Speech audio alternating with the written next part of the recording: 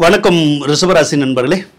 வரக்கூடிய கார்த்திகை மாதத்தில் உங்களுக்கு எந்த மாதிரியான பலன்கள் கிடைக்க போகுது அப்படிங்கிறத தான் இந்த பதிவில் நாம் பார்க்க போகிறோம். முதலாவதாக குரு பகவானை பார்ப்பங்க. குரு பகவான் உங்களுக்கு அஷ்டமாதிபதி தான், அதோட லாபஸ்தானத்துக்கும் உடைய கிரகம் அவர் தான். அப்போது எந்த ஒரு விஷயம் நாம் செய்கிற போதும் இந்த கார்த்திகை மாதம் அதுக்கப்புறம் மார்கழி மாதம் இந்த 2 மாதமுமே நிறைய தடங்கள் இருந்துக்கிட்டே இருக்கும். ஏதோ ஒரு பிரச்சனை இருந்துக்கிட்டே இருக்கும். என்ன ஒரு காரியம் செஞ்சாலும் என்ன ஒரு காரியம் நடந்தாலும், ஆனாலும் தைரியமாக நீங்கள் எந்த காரியமாக இருந்தாலும் செய்யுங்க. எந்த ஒரு காரியமும் ஆரம்பத்தில் கஷ்டமாக இருக்கும், நடக்காதது போல தான் தெரியும். ஆனால் கடைசி நேரத்தில் நம்ம ஆச்சரியப்படுற மாதிரி அந்த காரியங்கள் நடந்து முடிஞ்சிடும், நமக்கு சாதகமாக நடந்து முடிஞ்சிடும். அதுதான் முக்கியமான விஷயம். அது என்ன விஷயமா இருந்தாலும் சரிதான், என்ன பிரச்சனையாக இருந்தாலும் சரிதான். அதனால் நீங்கள் இப்போ என்ன செய்யணும்னு தோணுதோ, இது நடக்குமா நடக்காதா நடக்குமா நடக்காதான்னு யோசிக்கணுங்கிற ஒரு அவசியமே இல்லை. நடக்கும் அப்படிங்கிற நம்பிக்கையோட எந்த ஒரு விஷயத்தையும் செய்யுங்க. முதல்ல எடுத்தோன்னே கஷ்டமான சூழ்நிலை தெரியும், நடக்காதது மாதிரியே தெரியும். ஐயோ இது சுத்தமாக போக போகுதே அப்படிங்கிற மாதிரி, கெட்டு போக போகுதுங்கிற மாதிரி தெரியும். ஆனால் கண்டிப்பாக கெட்டு போகாது. கடைசி நேரத்தில் அந்த காரியம் நடந்து நமக்கு மகிழ்ச்சி தரக்கூடிய ஒரு அமைப்பு இருக்குது. பொதுவாக அஷ்டமாதிபதியான குரு வலிமை வர்ற போது ஒரு சிலருக்கு உடம்பு சரியில்லாமல் போகிறதுக்குடைய வாய்ப்புகள் இருக்கும், அல்லது ஏதாவது வம்பு வழக்குகள் கூட ஏற்படலாம். அதே மாதிரி பொருளாதார பிரச்சனை ஏற்படலாம். குழந்தைகள்னால பிரச்சனை, கோயில்னால பிரச்சனை, பேங்க்னால பிரச்சனை, கடன்னால பிரச்சனை எல்லாம் வரும், வர்ற மாதிரி வரும். ஆனால் அதுக்கப்புறம் அந்த விஷயமெல்லாம் ஒன்றுமே இல்லைங்கிற மாதிரி மாறி போயிடும். அதாவது எந்த ஒரு பிரச்சனையும் ஆரம்பத்தில் சிக்கலாக தெரியும், கடைசியில் அது பஸ்பமாகி போயிடும். அதனால் எந்த ஒரு விஷயத்துக்கும் நம்ம பயப்படணுங்கிறதோ அச்சப்படணுங்கிறதோ ஒன்றுமே கிடையாதுங்க. லாபஸ்தானத்துக்குடைய குரு உங்களுக்கு நல்லா இருக்கிறனால தான் கடைசி நேரத்தில் உங்களுக்கு வெற்றிகள் கிடைக்கும்.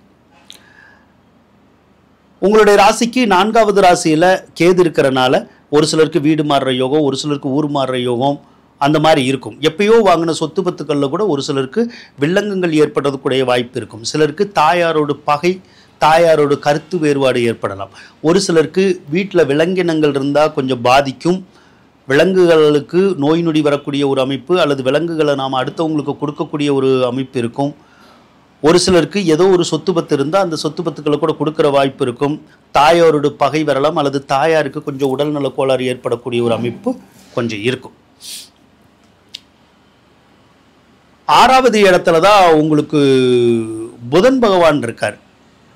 புதன் தான் உங்களுக்கு பணத்தை கொடுக்கக்கூடிய கிரகம். காசு பணத்தை கொடுத்து செல்வ செல்வாக்கியமா வாழ வைக்கிறவர் புதன் தான். அந்த புதன் நல்லா இருக்கிற போது நல்லா காசு பணம் வரும், செல்வ செல்வாக்கியம் இருக்கும். இப்போ நல்லா தான் இருக்குது, அதனால காசு பணம் நல்லா கிடைக்கும், செல்வ செல்வாக்கியம் இருக்கும், கடன் காட்சி எல்லாம் தீரும். வரவேண்டிய பாக்கிகள் கண்டிப்பாக வரும். நம்ம யார்கிட்டையாவது போய் காசு கேட்டாலோ கடன் கேட்டாலோ எது என்ன பண்ணாலும் அந்த காசு பணம் வர்றதுக்குடைய ஒரு அமைப்பு இந்த மாதம் இருக்கும்.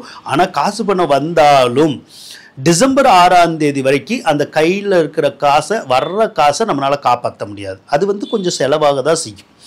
அது நோய்க்கோ கடனுக்கோ பகைக்கோ செலவாகலாம். நோய்க்குன்னா வீட்டில் யாருக்காவது உடம்பு சரியில்லாமல் போகிறனால செலவு, கடனுக்குன்னா ஏற்கனவே கடன் வாங்கி வச்சுருந்தோம்னா வட்டி கொடுப்போம், இல்லைன்னா கடன் கொடுப்போம், அதுக்காக கொஞ்சம் செலவாகும், அவ்வளோதான். சுக்கிரன் வேற உங்களுக்கு 6வது ராசியில் தான் இருக்கார். சுக்கிரன் 6வது ராசியில் இருந்தாலும் உங்களுக்கு இந்த கணவன் மனைவி வழி உறவினர் இருக்காங்கல்ல, அவங்கனால ஏதாவது நன்மைகள் நடக்குமான்னு கேட்டால் நன்மைகள் நடக்கிறதுக்கான வாய்ப்புகள் இல்லை. நன்மைகளை கொடுக்காது. அதே நேரத்தில் உங்கள் வீட்டில் இருக்கக்கூடிய எலக்ட்ரானிக் பொருள்கள் இருக்குல்ல, TV, fridge, washing machine, cellphone, computer, இந்த மாதிரி பொருளெல்லாம் ஒரு சில பொருட்கள் ரிப்பேர் ஆகும்.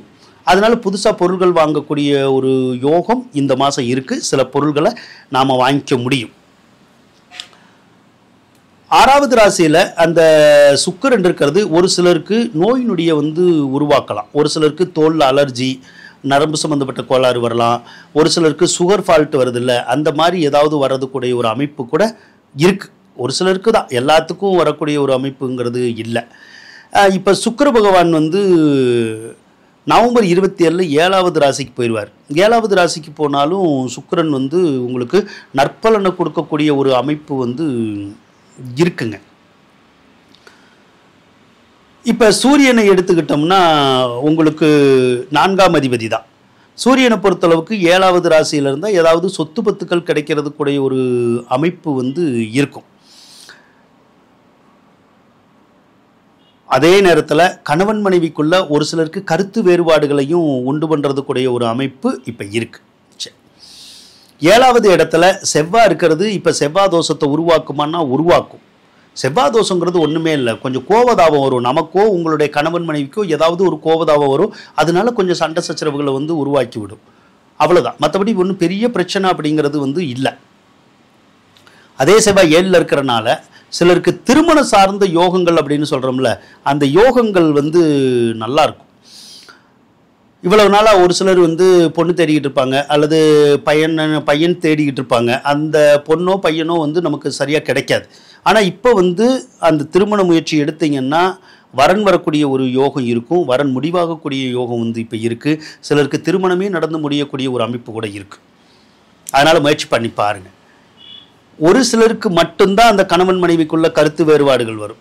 எல்லாத்துக்கும் வரணுங்கிற அவசியம் இல்லை. அதே மாதிரி ஒரு சில கணவன் மனைவி ஏற்கனவே பிரிஞ்சிருந்தா அந்த பிரிஞ்சவங்க வந்து ஒன்று கூடுறதுக்குடைய ஒரு அமைப்புகள் இருக்கு. இப்போ ஒன்று கூட முடியும். அதனால முயற்சி பண்ணி பாருங்க.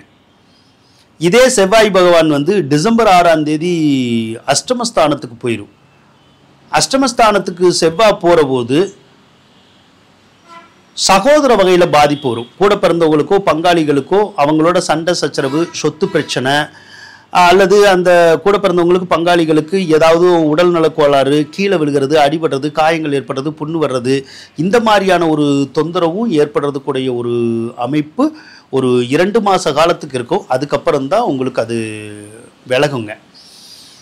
சனி பகவானை பொறுத்தளவுக்கு உங்களுக்கு நல்லா தான் இருக்கார். சனி 10ல் இருந்தாலே வேலை இல்லாதவங்களுக்கு வேலை கிடைச்சிடும். அதே மாதிரி அது வேலையை காட்டிலும் பிஸ்னஸுக்கு உடைய கிரகம். அதனால என்ன பண்ணுன்னா ஒரு சிலரை பிஸ்னஸ் பண்ணணுங்கிற ஒரு ஐடியாவை கொடுக்கும். சரி, பிஸ்னஸ் பண்ணணுன்னா இரும்பு சம்மந்தப்பட்ட எந்த ஒரு தொழிலும் செய்யலாம். டிரைவரு, கண்டக்டரு, மெக்கானிக்கு, வண்டி வாகனங்களை வச்சு நம்ம தொழில் செய்கிறது, ஏதேனும் ஒரு இரும்பு பிடிச்சி நம்ம தொழில் செய்கிறது, நிறைய மிஷின்கள் ஓடுற மாதிரியான ஒரு தொழில்களை செய்கிறதெல்லாம் வந்து உங்களுக்கு நல்லா வரும். முயற்சி பண்ணி பாருங்கள், செய்யுங்க. கண்டிப்பாக வந்து ஜெயிக்கலாம். ராகு பகவான் வந்து 10வது ராசியில் இருக்கிறது மட்டும் நல்லதில்லை. ஒரு சிலருக்கு வேலை பார்க்குற இடத்துல மேலதிகாரிகளால் நிறைய தொந்தரவு கொடுக்கும். ஒரு சிலருக்கு வேலை பார்க்கணுன்னே தோணும், அதை விட்டுட்டு வெளியில் வரணும் அப்படிங்கிற மாதிரி எண்ணங்கள் வரும். அப்படி வெளியே வந்தாலும் மறுபடியும் ட்ரை பண்ணி வேறு வேலை வாங்கிடலாம். அதே மாதிரி தொழில் மட்டும் ஏற்கனவே ஒரு சிலருக்கு ஓடிக்கிட்டு இருக்கவங்களுக்கு கொஞ்சம் ஸ்மாராக இருக்கும். ஏன்னா ராகு வந்து பெரும்பாலும் தொழிலை வந்து ஓட விடுறதுல கொஞ்சம் தொந்தரவு பண்ணும். அதனால் கொஞ்சம் அட்ஜஸ்ட் பண்ணி தான் நம்ம போகிற மாதிரி சூழ்நிலைகள் வரும். அதே மாதிரி உங்களுடைய ராசிக்கு கர்ம யோகம் அப்படிங்கிறது வந்து நிறைய இருக்குது. அப்போ கர்ம யோகம் அப்படிங்கிறது என்ன அப்படின்னு கேட்டிங்கன்னா, அதாவது உங்கள் வீட்டில் ஆடு, மாடு, நாய், கோழி, பொண்ணு இந்த மாதிரி பிராணிகள் ஏதாவது இருந்துச்சுன்னா அதுகளுக்கு உடம்பு சரியில்லாமல் போயிடும் அல்லது இறந்து போயிடும். ஏற்கனவே உங்கள் வீட்டில் அந்த மாதிரி நடந்துருந்துருக்கும். அப்படி நடக்கலைனாலும் இன்னும் ஒரு 4 மாதத்தில் வந்து அந்த மாதிரி நடக்கும். அதே மாதிரி வயசானவங்க இருந்தால் கொஞ்சம் நம்ம அவங்கள வந்து கவனமாக தான் பார்த்துக்கணும்.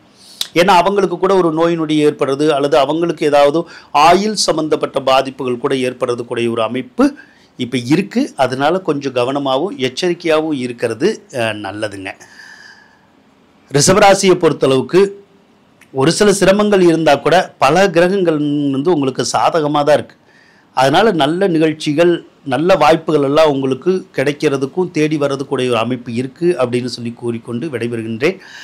ராகுதசையினுடைய வீடியோ கூடிய சீக்கிரம் போட போகிறோம், கண்டிப்பாக பாருங்கள். ராகுதசை உங்களுக்கு நிறைய பேத்துக்கு நடந்துக்கிட்டு இருக்கும். ராகுதசை நடந்துச்சுன்னா நிறைய கஷ்ட நஷ்டங்களை உருவாக்கிடும். அதை பற்றி நீங்கள் நல்லா தெரிஞ்சுக்கிட்டீங்கன்னா அந்த கஷ்ட நஷ்டங்களை நம்மளால் நீக்க முடியும். அதனால் கூடிய சீக்கிரம் ராகுதசை வீடியோ வெளியே வரும், நான் போட போகிறேன். அதை கண்டிப்பாக பார்த்துக்கிட்டே இருங்க. கண்டிப்பாக உங்களுக்கு அதில் நிறைய நல்ல நல்ல டிப்ஸு வந்து வரும்.